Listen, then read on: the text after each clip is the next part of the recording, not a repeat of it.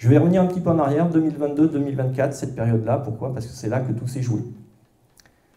En décembre 2022, 15 décembre pour être très précis, un arrêté préfectoral qui impose au SDEA de rétablir le transit sédimentaire.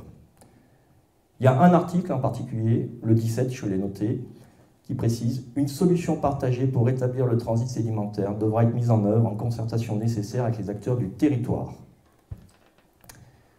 Alors ce qui est bizarre, c'est qu'en fait, on avait eu un début de concertation en février jusqu'à mai 2022. Et d'ailleurs, j'étais venu donner la première conférence en mai 2022, ici même, à l'époque, où tout le monde avait été invité, les communes, les associations de protection de la nature et de l'environnement, les irrigants, les barragistes. On était allé en février à Privas, sur l'invitation de la DDT.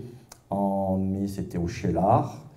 Et donc, je le qualifie de simulacre de concertation, puisqu'on nous a juste présenté les scénarios. Voilà, on nous a présenté les scénarios, ça, tous les scénarios. Par contre, ce qui s'est passé, c'est qu'à l'automne 2022, le président du SDEA, M. Amran, a décidé, avec la Chambre d'agriculture, les représentants de l'époque de la Chambre d'agriculture, d'une solution. Donc la concertation, à nos yeux, j'engage la responsabilité de l'association Bassin de l'Air et Environnement, Développement, s'est limitée à la Chambre d'agriculture et au président du SDEA. Le 9 août 2024 est pris un arrêté préfectoral autorisant le protocole expérimental, l'arrêté préfectoral plus haut.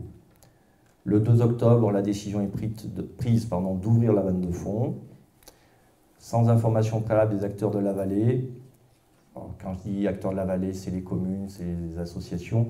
Nous, en fait, notre association, on a été alerté par la FRAPNA, qui elle-même avait été alertée par, j'y reviendrai, par la Fédération de pêche.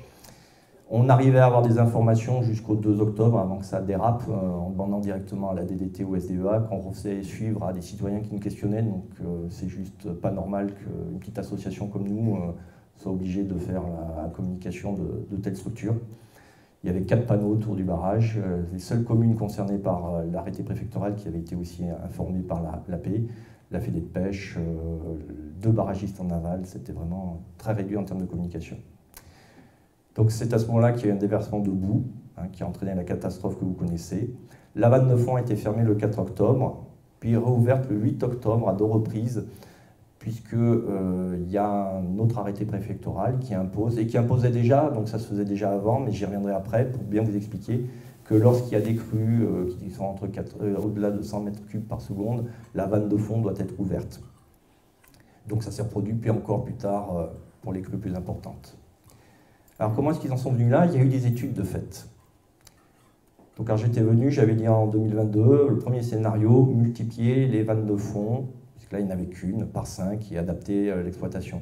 C'était la solution qui me semblait être en vogue dans l'esprit du SDEA à l'époque, et de la DDT. On verra ce qu'il en est aujourd'hui.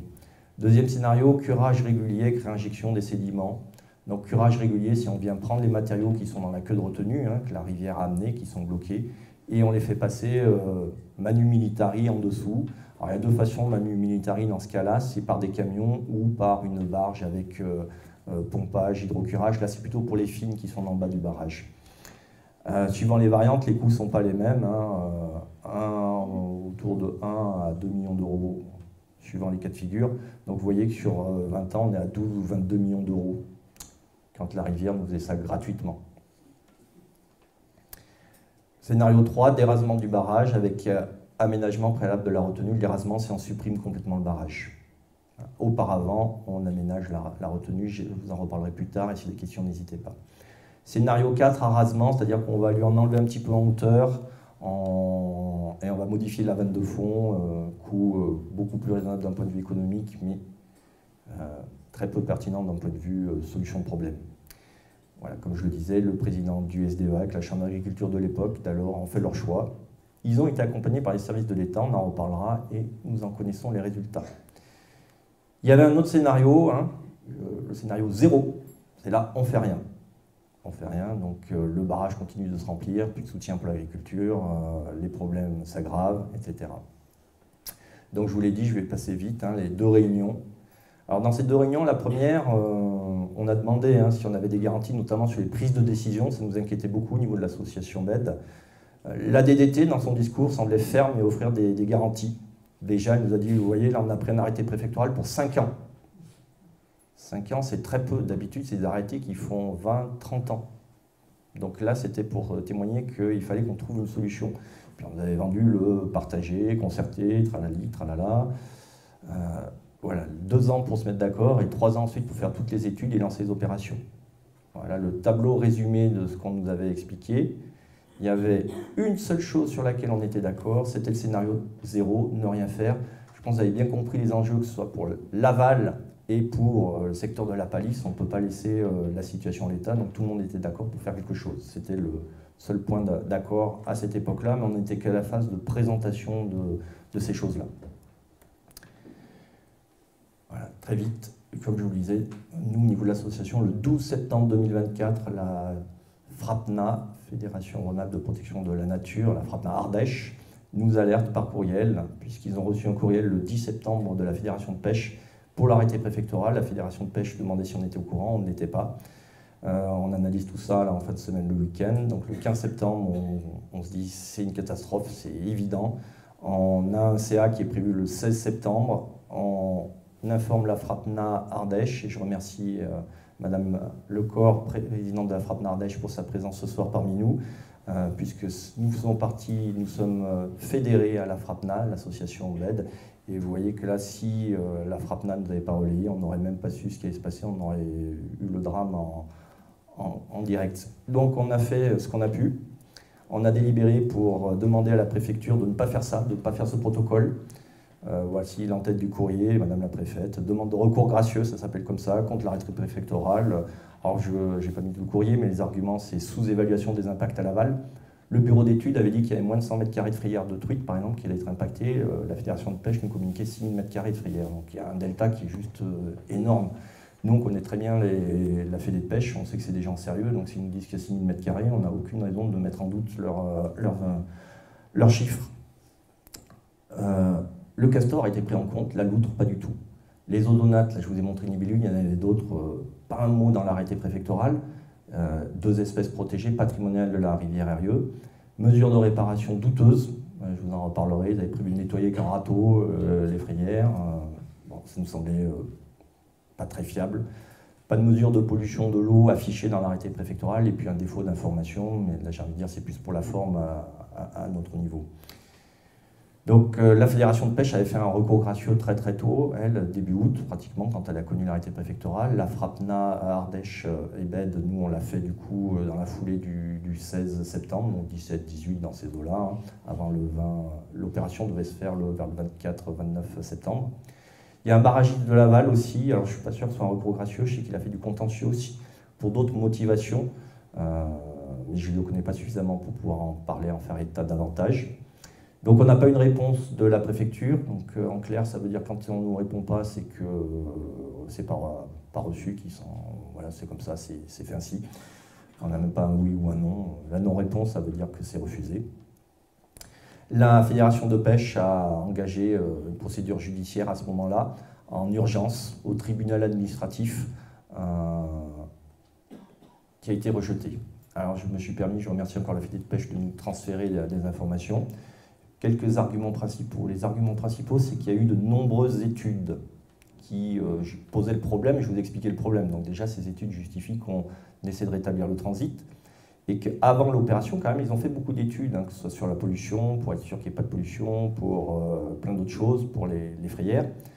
Donc le juge fait valoir que ça poursuit un objectif d'intérêt général, ce qui est tout à fait correct sur l'objectif de base, et que ce sera bénéfique sur l'écosystème à moyen terme, et que ça doit permettre de rétablir l'ensemble des fonctionnalités du barrage. J'imagine qu'on lui a dit ce qu'on avait dans la presse, que le barrage allait être nettoyé, que tout allait être solutionné comme problème. J'en veux pas au juge, il avait sûrement très peu d'informations, et des informations fournies en grande partie, on va voir, par des acteurs fiables, hein, a priori, d'un point de vue institutionnel, mais qui malheureusement sont passés à côté aussi. On va voir qu'il y a eu vraiment une succession de, je ne sais pas comment dire, je préfère me taire. Par exemple, la Direction régionale d'environnement, de l'aménagement, du logement, la DREAL, hein, et l'Office français de la biodiversité ont émis des avis favorables. On va y revenir après. Pourquoi? Donc forcément, pour un juge, quand vous avez ces deux structures institutionnelles fortes qui disent avis favorable, bon, les pêcheurs, vous êtes bien gentils, mais voilà, vous n'êtes que des pêcheurs. M'excuserai de le formuler comme ça, mais je pense que le juge, c'est ce qui a dû se passer dans sa tête et dans son cerveau, ce que je peux comprendre. De plus, le juge dit que le SDE a déjà commencé à entreprendre des travaux qui avaient été demandés par l'OFB, en particulier justement des graviers qui ont été mis en dessous déjà, 2000 m3, on y reviendra après. En clair, là, le juge il dit ouais, mais non, ils ont déjà commencé, ça leur a coûté de l'argent, on ne va pas les arrêter maintenant. Hein. C'est un truc qui existe d'un point de vue juridique. Hein. J'ai été élu, on a eu un cas de figure dans la commune où j'étais à l'époque, où quelqu'un avait fait des constructions de manière illégale, etc. On lui avait dit, mais ça avait tardé le temps que ça se juge. Et en fait, le jugement en avait été débouté au final parce que le préjudice pour la personne en infraction aurait été trop grande. Il perdait tous les entrepôts qu'il avait faits, etc. Économiquement, on l'assassinait, quoi. Donc le juge ne pouvait pas permettre ça. Donc on avait été débouté. Donc il y a sûrement un peu de quelque chose de comme ça. En plus, le juge nous dit qu'il y a des mesures de réduction, d'évitement et de contrôle qui ont été prescrites dans l'arrêté, ce qui est vrai, on va y revenir, et j'y viendrai plus tard de manière un peu iconoclaste. Ouais, je vais vous le dire maintenant, en fait, ils ont dit qu'ils allaient ratisser les frayères qui avaient été colmatées, qui avaient été abîmées, donc ils vont les réparer, etc. etc. Donc c'est comme si demain on dit qu'on va planter, je sais pas moi, désolé, hein, j'essaie de trouver des trucs parlants, mais 10 coups de couteau à quelqu'un, voilà, mais vous inquiétez pas, après je vais le recoudre. Ah, ben donc si vous le recousez, c'est bon, il n'y a pas de problème, allez-y, faites-vous plaisir. Non, ne faites pas ça, hein, surtout. Voilà. Ensuite, c'est là que c'est fort de café aussi. Hein. Lorsque l'arrêté préfectoral du 15 décembre 2022, voilà, la vanne de fond était déjà ouverte hein, plusieurs fois, hein, une dizaine de fois à peu près, on le savait, ça ne nous posait pas de problème, parce que la vanne de fond était ouverte quand le barrage était rempli, plein d'eau. Et là, le SDEA a argumenté auprès du juge que ah bah oui, on l'ouvre déjà la vanne de fond, il n'y a pas de problème, ça n'a jamais tué les poissons, etc. Mais le protocole n'était absolument pas le même. Là, je vais prendre un exemple pire, c'est comme si, allez, demain, je suis général de je ne sais pas quelle troupe d'infanterie, etc. Je dis à mes soldats, allez, on fait un exercice la blanc, etc., etc. Ouais, génial, super, mais bon. Et puis qu'on en fait plusieurs, bon, mais ça marche bien. Un jour, allez, à balles réelles, on le fait. Et puis que je dise au juge, parce que les soldats, ils ont peur, ils ne veulent pas, ils vont voir le juge, et que le juge dit, ah ben non, ça marche bien de ma tire à blanc, donc il n'y a pas de souci.